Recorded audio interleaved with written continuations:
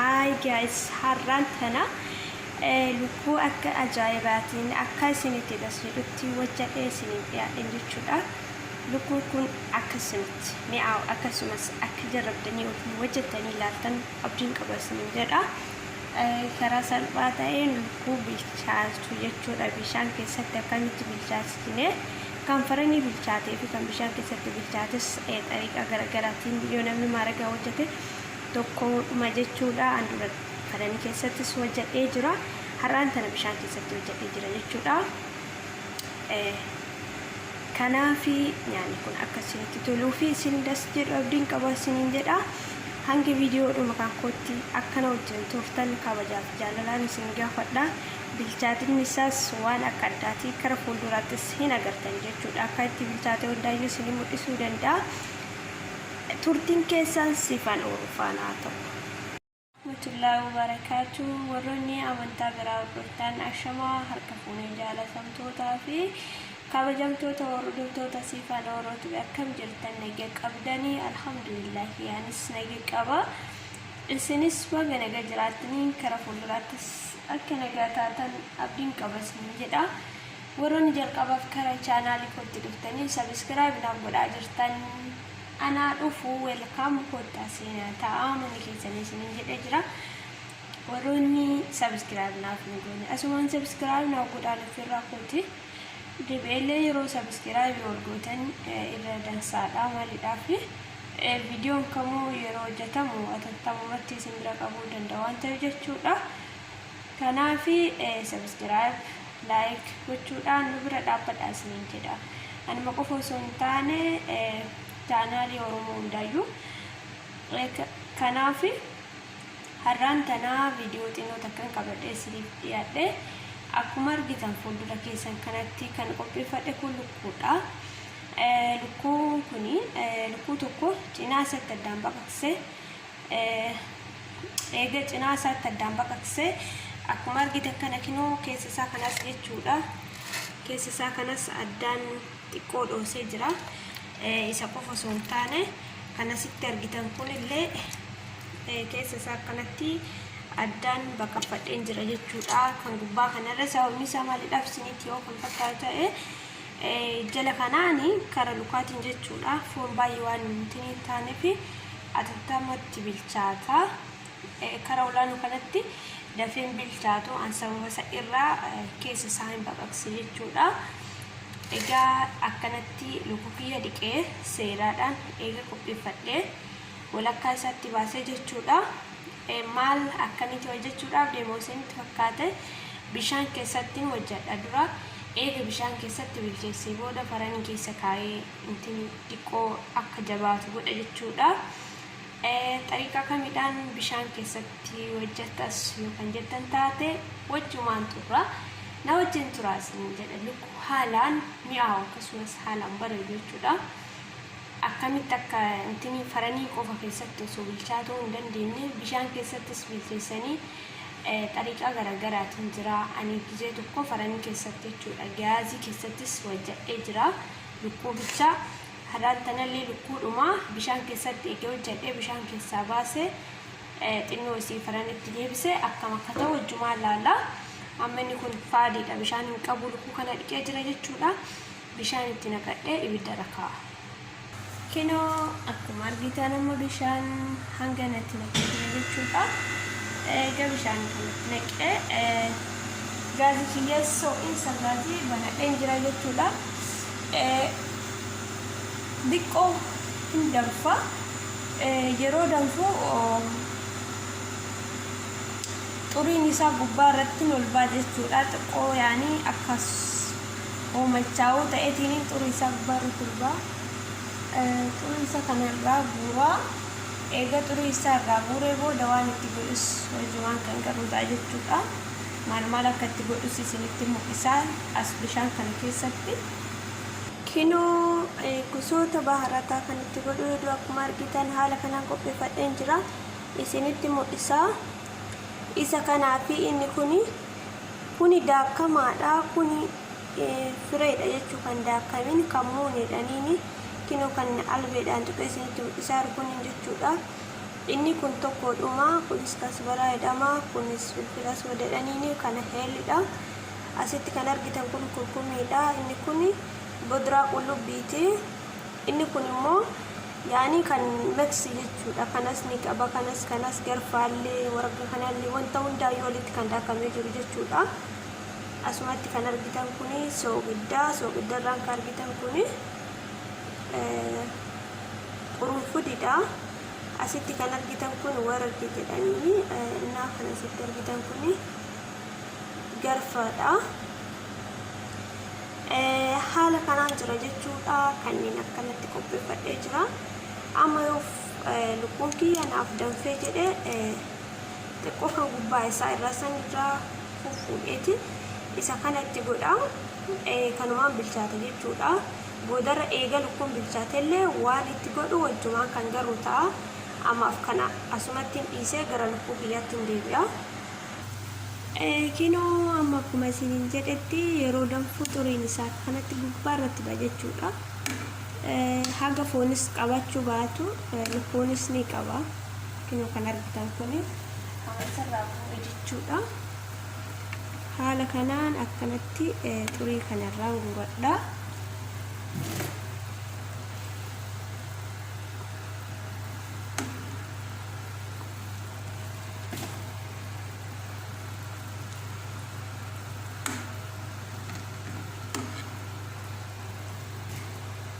Haala kanaan irraa guurtanii tolchitanii jechuudha. Kinoo amma irraa guuree jira. Meebii yoo qabaateef xiqqoo akkasumatti ilaala.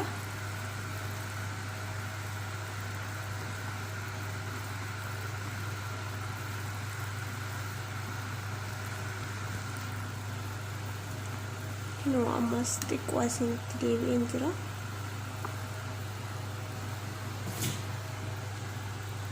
Kinoo kana fakkaata akkanatti irraa guureen jira jechuudha. Kan amma maal godha isinitti fakkaate kan reefii tana isinitti mul'isee jiru kana jechuudha. Kinoo kana isitti argitan kana isa kana itti dabaladha. Yeroo dhuma tokko itti naqa jechuudha wanta isaayyuu.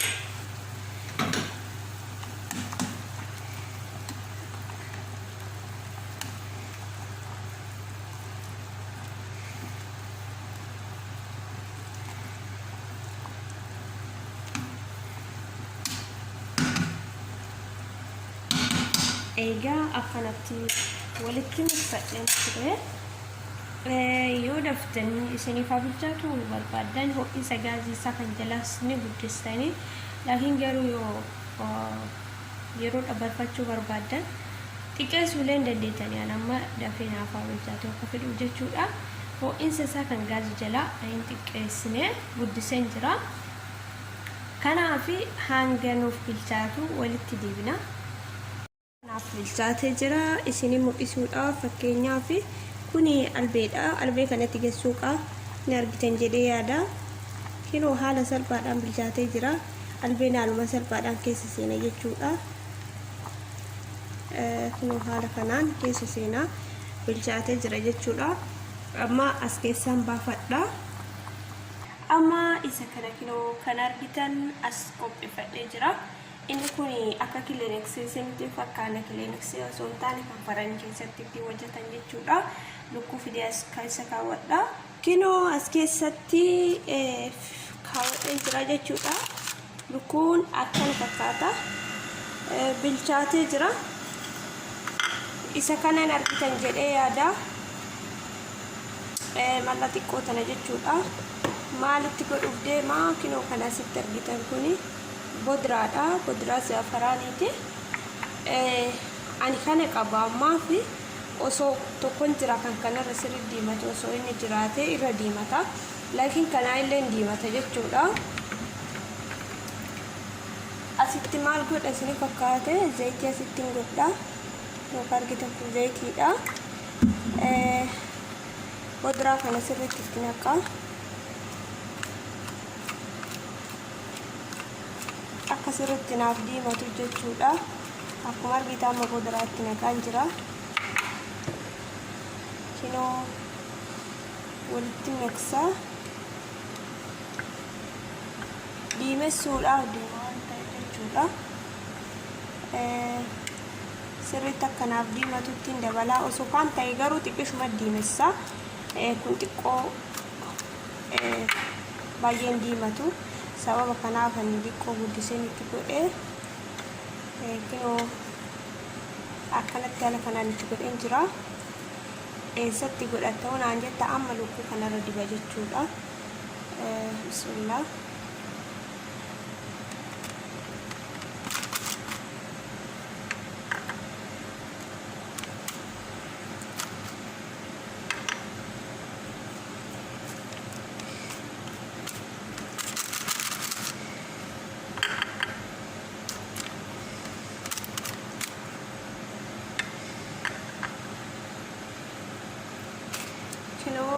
Nijira habbatinatti fakkaata akka sirriitti itti naaf ta'uuf itti dabalaan jira. Kun akkuma argitan kun baay'een diimatu.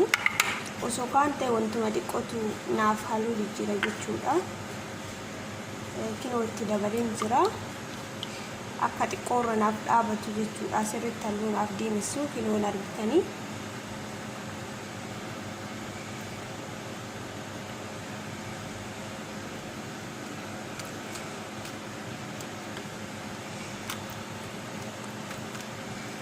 Akkanatti halluu isaa diimeffadha. Amma kan halluu diimeffadhe kana akkuma argitan kanatti isa kana laalaa kaan laalaa jechuudha. Akkanuma godhanii tilka xalabiyaa irraa bitanis kan barraadhaa bitan jechuudha.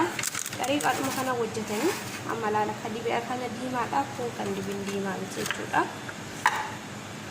Isa kanas hin diimeffadha.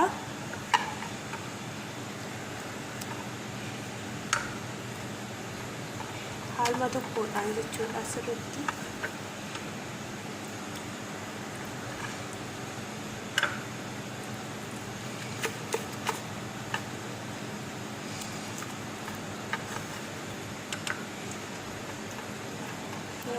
Sirriitti diimessan jira.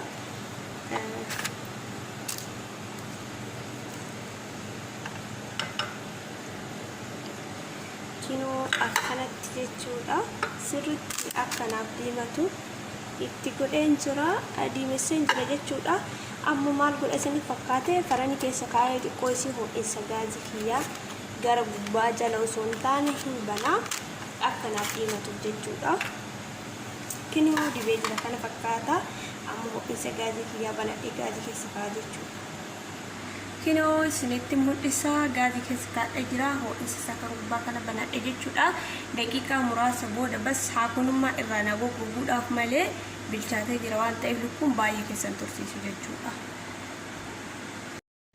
Egaa kabajamtootaa fi jaalatamtoota hordoftoota kan koo amma kinoo faranii keessaa baaseen jira. Bas faranii keessaa xiqqishoodhuma haanaa jabaatuuf malee lukkuun kiyya dura bilchaateera waan ta'eef haala kanaan hojjechuu dandeenya isiniin jedha. Haala salphaadhaan amma fakkeenyaaf inni kun kan barraadhaa bitamin waa tokko garaagarummaa hin qabu. Akkanatti haala kanaanis bishaan keessatti eegaa bilchaateen booda farani keessa keettanii bas halluu jijjiiruudhaaf xiqqoo bas bishaan kana antinii ta'uuf farani keessa kaa'e malee jechuudha. Waan biraatii miti. Akkuma argitan kinoo bishaan keessatti naaf bilchaatee ture.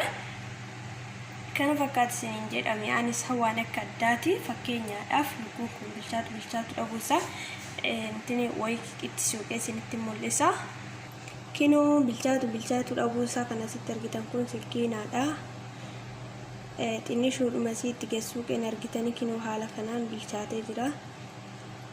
Asiinis jechuudha gara gubbaa kana fakkeenyaaf haala salphaadhaan naa bilchaatee jira iddoo kamittuu. Akkuma argitan kana asiinis jechuudha. Osoo jalaanis baasuu barbaade hatantamuma jalaan baa fakkeenyaaf kaashuu gaaddaa suuqu jechuudha. Amma fakkeenyaaf kuni fal'aanaadha. Isa kanatti suuqa bilchaatu isaa addaan baafattanii kinoon argitanii fal'aanis keessan seena jechuudha. Kallattii kamuu kinoon argitanii fakkeenyaaf nasaadha. Fal'aana itti suuqa fal'aanis keessan seena jechuudha. Bakka hundaanuu asiinis iddoo hundaanuu bilchaataadha waan ta'eef jechuudha. Kun akkuma argitan kanaafi haala kanaan lukkuu akkaan mi'aawaa fi dasnama jedhu hojjechuun dandeettanii isiniin jedha jaalatamtootaa fi kabajamtoota hordoftoota kan koo. Kana fakkaata viidiyoon kiyya kanarraa akka isinitti toluu fi akkasumas akkan irraa barattan abdiin qaba isiniin jedha. Egaa warroonni hanga har'aatti na hordofaa jirtan hedduu takkanaaf galatoomaa, hedduu takkan isin jaalladha. Anaa olitti rabbi isin haa jaalatu isiniin jedha. Hordoftoota kan koo qaqqaalidhanii inshaallah marraa biraallee viidiyoo kan nyaataa ta'e akkasumas kan wantoota adda addaa qabadhee isiniif dhiyaadha. Akka na bira dhaabbattan abdii qaba isiniin jedha. Asumaan roon jalqabaaf gara YouTube kan kootiin dhufin koottaa gara YouTube kan koo faamilii keenya ta'a isiniin jedha. Viidiyoon kiyya kanarraa kanuma fakkaata. Akka isinitti tolu abdiin qaba. Na viidiyoo biraatis waliin deddeebina. Kanaaf baatiin Ramadaanaa kunis dalagaaniin baay'ata. Baay'ee viidiyoo hojjechuudhaafis waan namatti tolu. Yeroodhuma natti tottole viidiyoo qabadhee isiniif dhiyaadha isiniin jedha. Hanga yeroo biraa walitti deebinutti assalaamu alaykum wa rahmatullaahi wa barakaatuh.